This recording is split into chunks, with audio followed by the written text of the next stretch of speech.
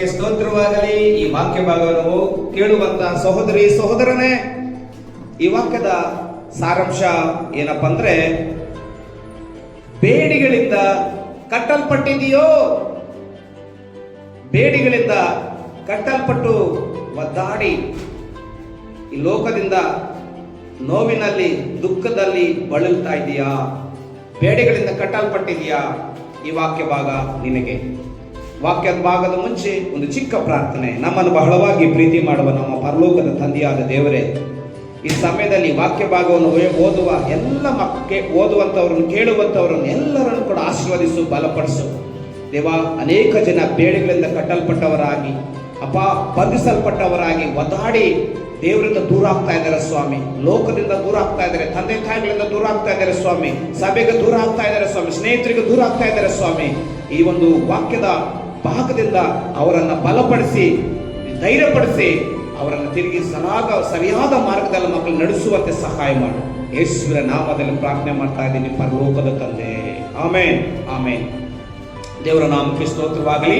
ಪ್ರೀತಿಯ ದೇವರ ಮಕ್ಕಳೇ, ಅಪೊಸ್ತಲ ಕಾರ್ಯಗಳು 16ನೇ ಅಧ್ಯಾಯ 23ನೇ ವಚನ. ಅಪೊಸ್ತಲ ಕಾರ್ಯಗಳು 16ನೇ ಅಧ್ಯಾಯ 23ನೇ ವಚನದಿಂದ ಕೆಲವು ವಾಕ್ಯಗಳನ್ನು ನಾವು ಧ್ಯಾನ ಮಾಡಿಕೊಳ್ಳೋಣ. ಅವರಿಗೆ ಬಹಳ ಪೆಟ್ಟುಗಳನ್ನು ಹೊಡೆಸಿದ ಮೇಲೆ ಸೆರೆಮನೆಗಳಿಗೆ ಹಾಕಿಸಿ ಇವರನ್ನು ಭದ್ರವಾಗಿ ಕಾಯಬೇಕೆಂದು ಸೆರೆಯ ಯಜಮಾನನಿಗೆ ಖಂಡಿತವಾಗಿ ಹೇಳಿದನು.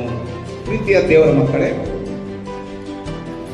ಪೌಲನು ಸೀಲನು ಅನೇಕ ಪ್ರಾಂತಗಳಲ್ಲಿ ಸುವಾರ್ತೆ ಸಾರುತ್ತಾ, ದೇವಗಳನ್ನು ಬಿಡಿಸುತ್ತಾ, ರೋಗಗಳನ್ನು ವಾಸಿ ಮಾಡುತ್ತಾ ಬರುವಾಗ ಕೆಲವು ಜನರು ಆತನನ್ನು ಒಡೆದು, ಪೌಲನ ಸೀಲನನ್ನು ಒಡೆದು ಅವರನ್ನೇನು ಮಾಡ್ತಾನೆ, ಅವ್ರ ಮೇಲೆ ಸೆರೆಮನೆಗೆ ಹಾಕಿಸಿ ಅವ್ರ ಮೇಲೆ ಫಿರ್ಯಾದು ಮಾಡ್ತಾರೆ ಅಥವಾ ಕಂಪ್ಲೇಂಟ್ ಕೊಡ್ತಾರೆ.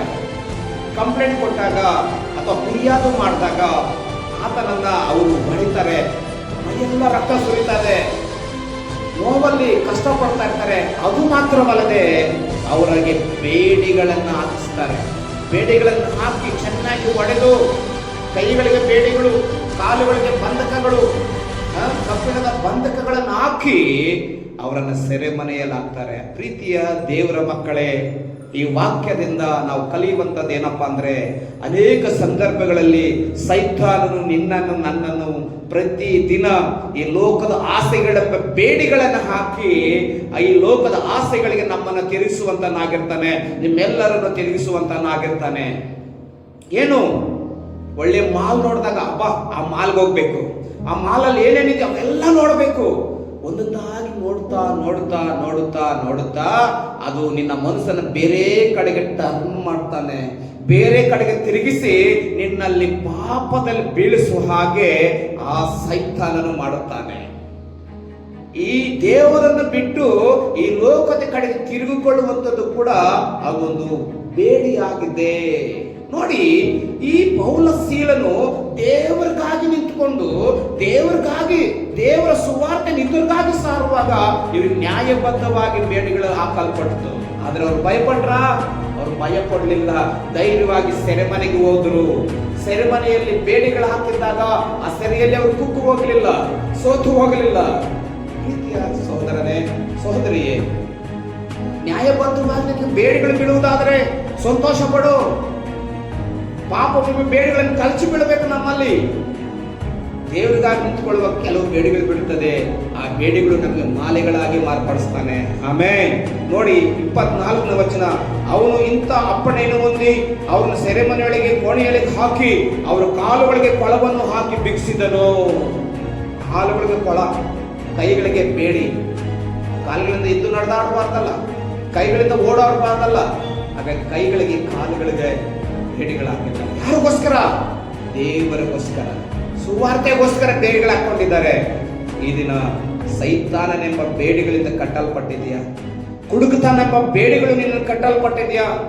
ಅನ್ಸು ಪಾನ್ಪರಾಯ್ಕು ಇದರಿಂದ ಕಟ್ಟಲ್ಪಟ್ಟಿದೆಯಾ? ಕೆಟ್ಟವಾದ ಸಿನಿಮಾಗಳನ್ನು ನೋಡಿ ನೋಡಿ ನಿನ್ನ ಕೈಗಳು, ಬೇಡಿಗಳು ಕಟ್ಟಲ್ಪಟ್ಟಿದೆಯಾ?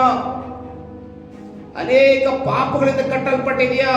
ಹೋಗಬಾರದ ಜಾಗಗಳಿಗೆ ಹೋಗಿ ನಿನ್ನ ಕಾಲುಗಳನ್ನು, ಕೈಗಳನ್ನು ಕಟ್ಟಲ್ಪಟ್ಟಿದೆಯಾ? ಸೈತಾನನ್ನು ಕಟ್ಟಲ್ಪಟ್ಟಿದ್ದಾನ? ಆ ಬೇಡಿಗಳಿಂದ ಬಿಡಿಸಿಕೊಂಡು ಆಚೆ ಬಾ. ಆ ಬೇಡಿಗಳಿಂದ ಬಿಡುಗಡೆ ಹೊಂದು ಆಚೆ ಬರಬೇಕು. ಆದರೆ ಈ ಪೌಲನು ಸೀಲನು ದೇವರ ಸುವಾರ್ತೆಗಾಗಿ ಬೇಡಿಗಳಿಂದ ಕಟ್ಟಲ್ಪಟ್ಟು ಸೆರೆಮನೆಯಲ್ಲಿ ಬಾಧೆ ಪಡ್ತಾ ಇದ್ದಾರೆ. ಸೆರೆಮನೆಯಲ್ಲಿ ಸಂತೋಷ ಪಡ್ತಾ ಇದ್ದಾರೆ. ಅವ್ರು ಏನ್ ಮಾಡ್ತಾ ಇದ್ದಾರೆ ನೋಡಿ, ದುಃಖ ಪಡಲಿಲ್ಲ, ಸಂತೋಷ ಪಡ್ತಾ ಇದ್ದಾರೆ. ಏನು? ಮಧ್ಯರಾತ್ರಿಯಲ್ಲಿ ಪೌಲನು ಸೀಲನು ಪ್ರಾರ್ಥನೆ ಮಾಡುವರಾಗಿ ದೇವರಿಗೆ ಸ್ತುತಿಪಾದಗಳನ್ನು ಹೇಳುತ್ತಿದ್ದರು. ಹಲ್ಲೆಲೂಯಾ. ಸಹೋದರನೇ, ಸಹೋದರಿ, ಮಧ್ಯರಾತ್ರಿ ದೇವರು ಒಂದೊಂದು ಜಾವದಲ್ಲಿ ದೇವರಿಗೆ ಮರೆಯಿಡು.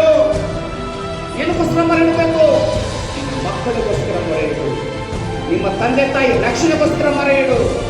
ನಿನ್ನ ಗಂಡ, ನಿನ್ನ ಹೆಂಡತಿ ರಕ್ಷಣೆ ಮಾರ್ಗದಲ್ಲಿ ಬರಲಿ ಅಂತ ಮರೆಯಿಡು. ನಿನ್ನ ಸಭೆ ಆಶೀರ್ವದಿಸಲ್ಪಡಬೇಕೆಂಬುದಾಗಿ ಮರೆಯಿಡು. ನಿನ್ನ ಗ್ರಾಮ ರಕ್ಷಣೆ ಮಾರ್ಗದಲ್ಲಿ ಬರಲಿ ಎಂಬುದಾಗಿ ಮರೆಯಿಡು. ನಿನ್ನ ಬಂಧು ಬಳಗ, ನಿನ್ನ ಅಣ್ಣ ತಮ್ಮ, ನಿನ್ನ ಸ್ನೇಹಿತರು ರಕ್ಷಣೆಯಲ್ಲಿ ಬರಲಿ ಎಂಬುದಾಗಿ ಮರೆಯಿಡು. ಕಷ್ಟನಾ? ಮಧ್ಯರಾತ್ರಿ ಹೇಳುವುದಕ್ಕೆ ಕಷ್ಟಪಡ್ತಾ ಇದೆಯಾ? ಒಂದು ವೇಳೆ ಕಷ್ಟಪಡ್ತಾ ಇದ್ರೆ ಸೈತಾನನ ಕಟ್ಟಾಕ್ತಾನೆ. ಜಾಗ್ರತೆಯಿಂದ ಇರು. ಮಧ್ಯರಾತ್ರಿ ದೇವ್ರಿಗೆ ಏನ್ ಮಾಡ್ತಾ ಇದ್ದಾರೆ? ಪ್ರಾರ್ಥನೆ ಪ್ರಾರಂಭ ಮಾಡಿದ್ದಾರೆ. ಎರಡನೇದಾಗಿ ದೇವರನ್ನು ಸ್ತುತಿಸ್ತಾ ಇದ್ದಾರೆ. ಮೂರನೇದಾಗಿ ಹಾಡುಗಳನ್ನ ಆಡಿ ದೇವರನ್ನ ಮಹಿಮೆ ಪಡಿಸ್ತಾ ಇದ್ದಾರೆ. ಬೇಡಿಗಳು, ಬಂಧಕಗಳು, ಕೊಳಗಳಿಂದ ನಿನ್ನ ಕೈ ಕಟ್ಟಲ್ಪಟ್ಟಿದ್ರೆ ದೇವರನ್ನು ಸ್ತುತಿಸು. ದೇವರಿಗೋಸ್ಕರ ಪ್ರಾರ್ಥನೆ ಮಾಡು. ದೇವರನ್ನು ಆರಾಧನೆ ಮಾಡು. ಸೈತಾನನ್ನು ಕಟ್ಟಲ್ಪಟ್ಟುವಂತ ಬೇಡಿಗಳು ನಿನ್ನನ್ನು ಬಿಟ್ಟು ಹೋಗ್ತದೆ. ಹಲ್ಲೆಲೂಯಾ. ನೋಡಿ, ವಚನ ಹೇಳ್ತಾ ಇದೆ ನೋಡಿ, ಸೆರೆಯಲ್ಲಿದ್ದವರು ಲಕ್ಷ್ಯ ಬಿಟ್ಟು ಕೇಳುತ್ತಿದ್ದರು.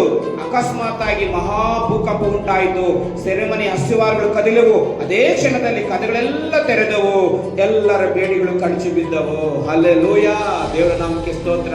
ಅವರ ಬೇಡಿಗಳು ಕಳಚಿ ಬೀಳಬೇಕಂದ್ರೆ, ಅವರ ಕೊಳೆಗಳು ಕಳಚಿ ಬೀಳಬೇಕಂದ್ರೆ, ಆ ಸೆರೆಮನೆಯ ತೆರೆಗಳು ಒಡೆದೋಗ್ಬೇಕಂದ್ರೆ ಏನ್ ಕಾರಣ? ಅವ್ರೇನಾದ್ರು ಬೇರೆಯವ್ರು ಬಂದು ಗೋಡೆಗಳನ್ನು ದಬ್ಬಿದ್ರ, ಅಥವಾ ಬೇರೆಯವ್ರು ಬಂದು ಆ ಸೆರೆಮನೆಯಲ್ಲಿ ಇರುವಂತಹ ಅಧಿಕಾರಿಗಳು ಬಂದು ಅವ್ರನ್ನ ಕೊಳೆಗಳನ್ನು ತೆಗೆದ್ರ? ಇಲ್ಲ. ಒಂದೇ ಕೆಲಸ ಮಾಡಿದ್ದೇನು? ದೇವರಿಗೆ ಪ್ರಾರ್ಥನೆ ಮಾಡಿದ್ರು, ದೇವರನ್ನ ಸ್ತುತಿಸಿದ್ರು, ದೇವರಿಗೆ ಹಾಡುಗಳನ್ನ, ಸ್ತುತಿಪಾದಗಳ ಹಾಡುಗಳಿಂದ ದೇವರನ್ನ ಮಹಿಮೆಪಡಿಸಿದ್ರು. ಪ್ರೀತಿಯ ಸಹೋದರ ಸಹೋದರನೇ, ಅನೇಕ ಪಾಪಗಳೆಂಬ ಬೇಡಿಗಳಿಂದ ಕಟ್ಟಲ್ಪಡ್ತಾ ಇದ್ರೆ ಇವತ್ತೇ ಮಧ್ಯರಾತ್ರಿಯಲ್ಲಿ ಎದ್ದೇಳು. ಪ್ರಾರಂಭ ಮಾಡು ನಿನ್ನ ಮಧ್ಯರಾತ್ರಿ ಪ್ರಾರ್ಥನೆ. ಪ್ರಾರಂಭ ಮಾಡು ನಿನ್ನ ಮನೆಯಲ್ಲಿ ಮಧ್ಯರಾತ್ರಿ ಪ್ರಾರ್ಥನೆ. ಸೈತಾನನ್ನು ಕಟ್ಟಲ್ಪಟ್ಟಂತ ಮಾಟ, ಮಂತ್ರ, ತಂತ್ರಗಳು ಎಲ್ಲ ಯೇಸುವಿನ ನಾಮದಲ್ಲಿ ನಿನ್ನನ್ನು ಬಿಟ್ಟು ಹೋಗಲಿ. ಮೋಸ ಬಿಟ್ಟು ಹೋಗಲಿ. ಅನ್ಯಾಯ ಅಕ್ರಮಗಳು ಬಿಟ್ಟು ಹೋಗಲಿ. ದುರಾತ್ಮಗಳು ನಿನ್ನನ್ನು ಬಿಟ್ಟು ಹೋಗಲಿ. ದುಷ್ಟ ಸಂಗತಿಗಳು ನಿನ್ನನ್ನು ಬಿಟ್ಟು ಹೋಗಲಿ. ಪಾಪ ಸ್ವಭಾವ ನಿನ್ನನ್ನು ಬಿಟ್ಟು ಹೋಗಲಿ. ಇವತ್ತೇ ಪ್ರಾರಂಭ ಮಾಡು. ಇವತ್ತೇ ದೇವರಿಗಾಗಿ ನಿಂತುಕೋ. ಮಧ್ಯರಾತ್ರಿ ಎದ್ದೇಳು. ಪೌಲ ಸೀಲನು ಮಾಡಿದಂತ ಪ್ರಾರ್ಥನೆಯನ್ನು ಮಾಡು. ಪೌಲನ ಸೀಲನ್ನು ಹೇಳಿದ ಸ್ತುತಿ ಹಾಡುಗಳನ್ನು ನೀನು ಹಾಡು. ಸೈತಾನನ್ನು ಕಟ್ಟಲ್ಪಟ್ಟ ಎಲ್ಲ ಬಂಧಗಳನ್ನು ಬಿಡುಗಡೆ ಹೊಂದಿ ನೀನು, ನಿನ್ನ ಕುಟುಂಬ ರಕ್ಷಣೆ ಪಟ್ಟು ದೇವಸ್ಥದಲ್ಲಿ 100% ಫಲ ನಿನ್ನ ಕುಟುಂಬದಲ್ಲಿ. ದೇವರು ನಿಮ್ಮನ್ನ ಎಲ್ಲರನ್ನು ಕೂಡ ಆಶೀರ್ವಾದ ಮಾಡಿ. ಕ್ರೈಸ್ತರು